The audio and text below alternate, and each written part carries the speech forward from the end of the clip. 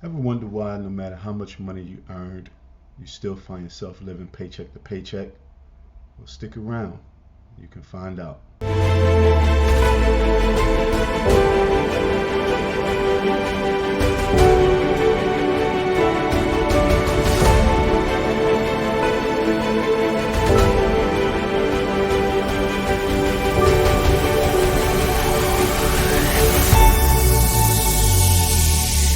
Channel. My name is Taj Yutsi, and I'm a certified financial coach. I'm also the founder of True Financial Coaching, where our mission here is to educate you, enlighten you, and equip you with the financial literacy that is needed in order to get off of the rat wheel. Today's video, we'll be looking at 3 reasons why Americans are broke, and as a result, why they're living paycheck to paycheck. Now, being broke doesn't necessarily mean you're poor. It just means, in my opinion, being broke just means you're making unwise financial decisions, and as a result, it keeps one living paycheck to paycheck. Now, like I said in previous videos, I was one of those individuals. I was earning good money as a school teacher,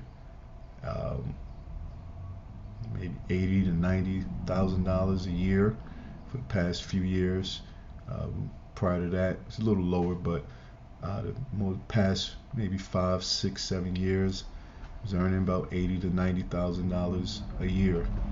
But yet I found myself just living paycheck to paycheck, and it wasn't because, again, I didn't have the resources. It was just because I wasn't making sound financial decisions, and partly due to that, because lacked the financial literacy, which is something, again, that I've been stressing, and I continue to stress the importance of being financially literate.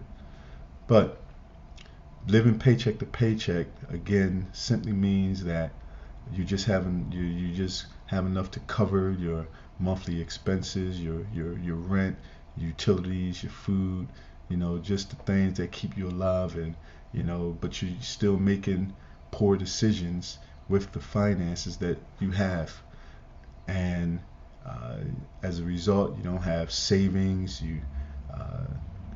One life event can wipe out everything, and then you're stuck. And this is how I lived for many years, earning good money, but just struggling in between paychecks, just trying to make it from the beginning, first of the month, to the third of the month when I got paid again. So, it was a constant loop, constant cycle, which what I say the rat wheel. Now, according to one study that was done by MarketWatch, one survey that was done by MarketWatch, they found that approximately 66% of Americans are living paycheck to paycheck. 66% of Americans are living paycheck to paycheck. So what that means is this: if you take 10 people that you know, about 7 of those 10, if we just round it up, 7 of those 10 individuals will be living paycheck to paycheck. But if you looked at them, probably couldn't tell. Why? Because many have associated having money with an image.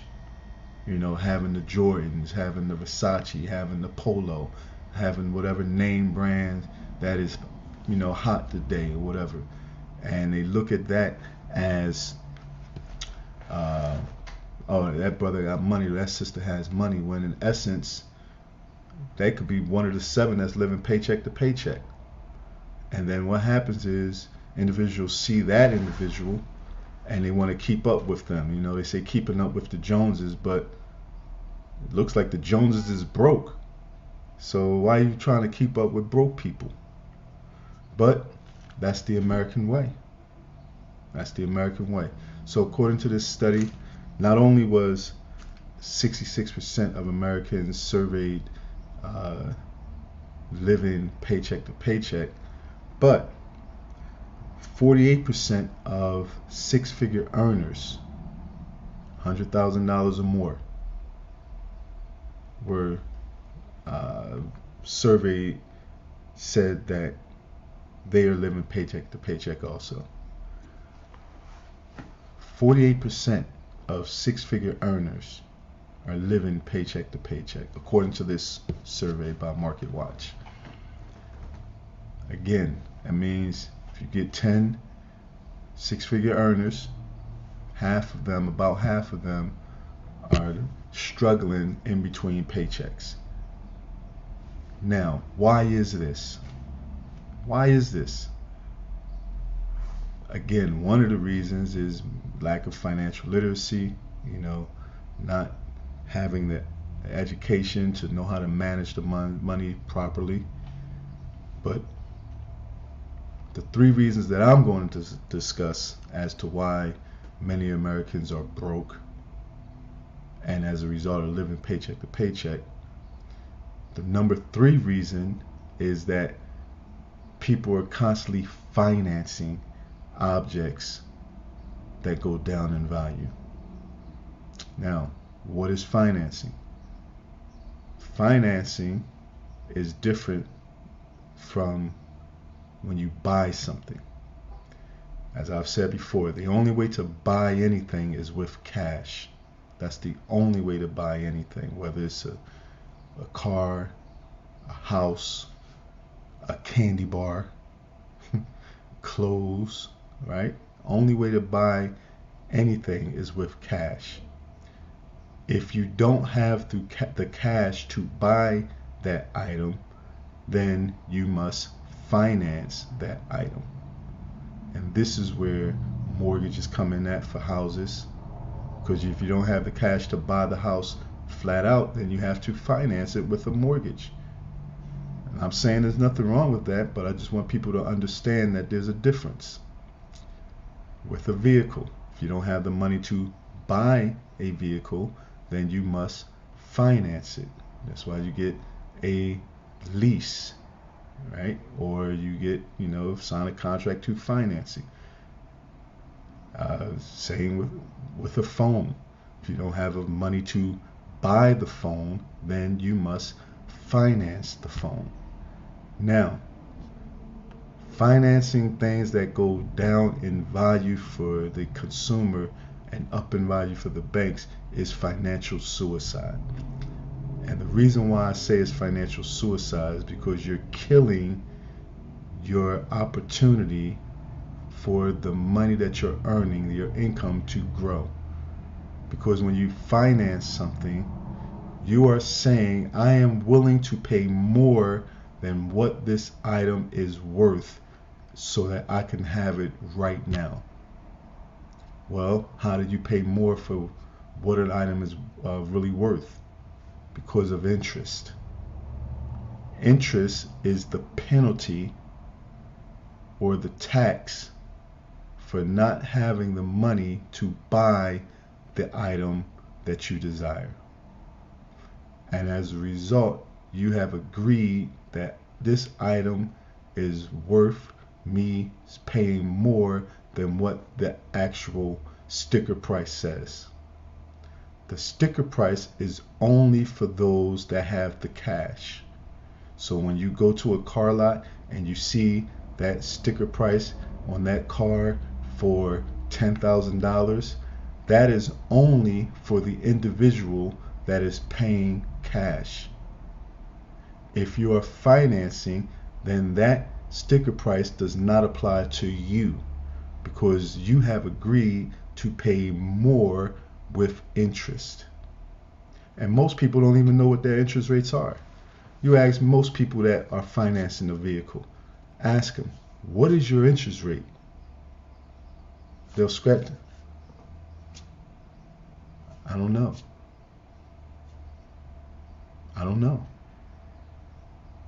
You don't know what your interest rate is on your vehicle? That's a problem. But again, because of financing objects that go down in value, that's keeping people broke. It's keeping people broke.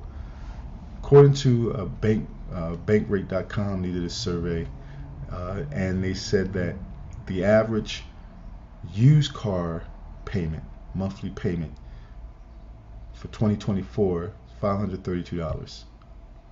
$532 with an interest rate of 11.9%, almost 12%, over this life term of 67 months, about 67 months. $532, 12% over 67 months. 67 months is equivalent to 5 years and 7 months. 12 divided by 67 gives you 5. 5 times 12 is 60, minus 7, remainder of 7. 5 years and 7 months, right? Almost 5.5 years. Now, think about that. Your individual is willing to forego future income. They're promising the banks money they haven't even earned yet. I'm going to pay this money that I haven't even earned yet for this vehicle that I can have it today. Not knowing what the future holds. You can lose your job. Anything can happen. Medical expense can happen. Where now I promise the banks money that I haven't even earned yet, future income to have an item today. Why? Because I couldn't afford it. Couldn't afford it to buy cash. Somebody say, well, I could afford the payment. Okay, but you can't afford the item. That's why you need the payment. Because you can't afford the item. You can't afford it. That's why you need payments. So, financing objects that go down in value is, to me, number 3 reason why many Americans are living paycheck to paycheck. When you finance something that goes down in value for you and up in value for the bank at the same time, that again is financial suicide. Somebody say, well, I have 0% financing. You know, they have the Apple Afterpay and you don't have any interest on it. Now, I'm going to say this, and I'm not trying to make fun of anybody, but if you need Apple Afterpay to make 4 easy payments on a t-shirt, then that's a problem. That's a problem. And I'm not trying to make fun of anybody. Again, I'm trying to enlighten individuals so that they can see that what the decisions that we are making with our finances is keeping us on that rat wheel. So if you have to make 4 easy payments on a t-shirt, on a shirt, or some shoes, that is a problem. No matter what the interest rate is, because again, if you miss a payment, all that interest will be accrued on, and you have to pay that, whether it's with a car or furniture. 0% financing on furniture, or if it's an Apple Pay t-shirt or whatever item it is, you're promising the banks, I'm going to have this money for you, and you don't know what the future holds. But that is the American way.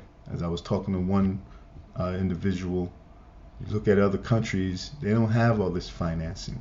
Some of these countries that, you know, the so-called third world countries, they just, look, you want to buy a house, cash, you save the money, cash. Not only buy the house, but you get the land also. There's no mortgage. You know, and again, I'm not saying if you have to get a mortgage, fine, but at least know what you're getting into. But with other items, houses, I mean, outside of houses, you got cars, people finance cell phones, finance their vacations, finance shoes, finance furniture. When you swipe that credit card, some people finance their groceries and don't even realize it. When you swipe that credit card to go get your groceries, you are financing your groceries. If you don't pay that off at the end of the month, you have financed those groceries on your credit card. And you ask people, what is your credit card interest rate? Most people can't even tell you. They can't even tell you. Can't even tell you. And some of these interest rates on credit cards should be not even allowed. 27.99%, 30% interest rate, 29.99% interest rates. But people don't even know why, because they so that instant gratification of having that thing now. It to them, that's far outweighs the interest rate, and not realizing that this is what is keeping you or individuals broke and living paycheck to paycheck. Another reason number two, that was reason number three, but reason number two why I believe that many Americans are broke and are living paycheck to paycheck is because they have no savings.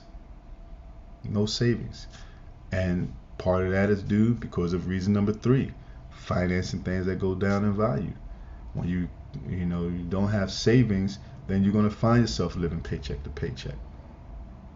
There was another study that approximately, I believe it was about 4 out of 10 Americans don't even have enough savings to cover a $500 emergency. $500 emergency will wipe an individual out. So a person that's been working 10, 15, 20 years, earning X amount of dollars over that course of time, all it takes is one $500 mishap, and then that's it. So most people don't save.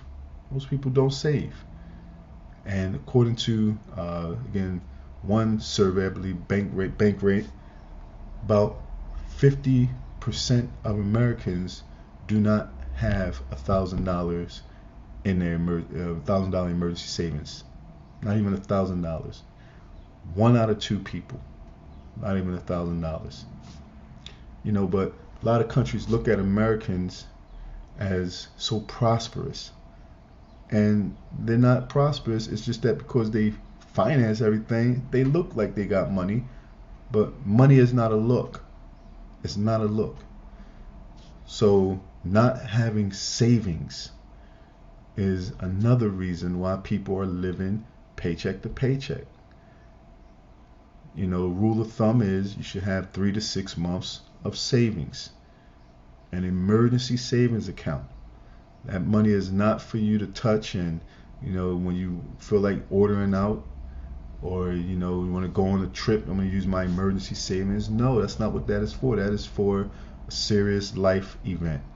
It can be something, medical expense, or you might lose your job, okay, for whatever reason, get laid off. I have 3 to 6 months that I can fall back on to get me through until when I get another job. And again, that's a rule of thumb. One has to look at their lifestyle, look at their spending habits to determine, okay, how much of a savings do I need? If I have a family, I may want to leave more towards the 6 months. Some people may have a year worth of emergency savings. But the point is to have some type of savings as a cushion between you and life. And many people don't have that, and as a result, living paycheck to paycheck.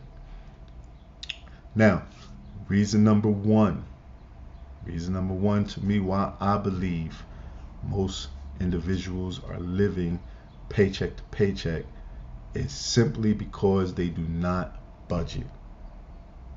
As I mentioned in another video, budgeting is critical.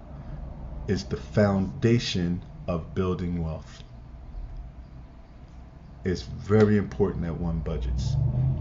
And many look at that word budget and they look at it as a bad word, because they say, well, I work hard, I should be able to enjoy my money, I don't need restrictions, blah blah blah blah blah. How do I know? Because I was there. You know what I mean? I didn't start budgeting until maybe 2020 is when I started budgeting. And when I first began budgeting, it took me some time because I wasn't used to it. But prior to, I looked at my spending habits, saw what I was spending money on, spending too much money on eating out or just swiping my debit card and not even realizing why. Because when you swipe a card, you don't feel the pain as you do when you're handing over cash. You don't feel that pain, but when you're handing over cash, you feel that pain. Why? Because that's a transaction from your hand to the merchant's hand, and you feel that.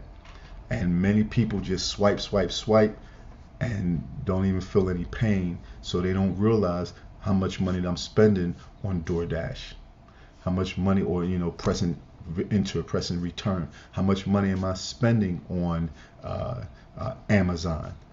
You don't realize that. Why? Because there is no physical transaction. So when you track your spending, you look at it, then you can create your budget and see, I'm spending way too much on that, spending way too much in this area. I need to organize my finances, budget, so I know, all right, I'm going to allot myself X amount of dollars on dining out, give myself X amount of dollars on my fuel, my X amount of dollars on whether subscriptions or whatever it may be that you desire to do. You always take care of your, I like to call them your four walls, your expense, your housing, your utilities, your food, your transportation, your health insurance. Always pay your tithing first. Budget that into your income, your expenses. These things must be done. Must be done. Otherwise, you're going to find yourself living paycheck to paycheck. You're going to find yourself living paycheck to paycheck and then wondering, where did my money go? Instead of telling the money where to go. And that is the purpose of budgeting. You're giving your money an assignment. You're giving all of your dollars an assignment. There's a scripture in the book of Ecclesiasticus. Ecclesiasticus chapter 42 and verse 7. Scriptures say, deliver all things in number and in weight, and put all in writing that thou givest out or receivest in. It says, and put all in writing that thou givest out or receivest in. And that is what a budget is. A budget is you're writing down what you give out, your expenses, and what you receive in, your income. And this is important that we write these things down. Allot ourselves, know where your money is going, because in most cases, the expenses will always be the same, depending upon the season, right? Electric, gas, water, those will pretty much be the same. You just look at your bank statements, see the trends. Write these things down so that way you can see, my goodness, I'm spending all this money on DoorDash. I'm spending all this money on subscriptions that I don't even use. Write it down, look at it, and then build your budget around that. And when one does not budget, they stay living paycheck to paycheck. But when you budget, I'm telling you, when you budget, it'll feel like you gave yourself a raise. It'll feel like you gave yourself a raise. When I first started budgeting, I went over, looked, I said, man, I have how much left? Wow. And I didn't get it. I had the same income, but I felt like I had a raise. I've been coaching several people and went over a budget with them, and we go over the expenses and things of that nature, and I show them, look, you still have X amount of dollars left. They're like, what? They're like shocked. Like, what? I have that much left? Yeah. It was the same money you always had. Why? Because you're putting in writing everything that you give out and everything that you're taking in.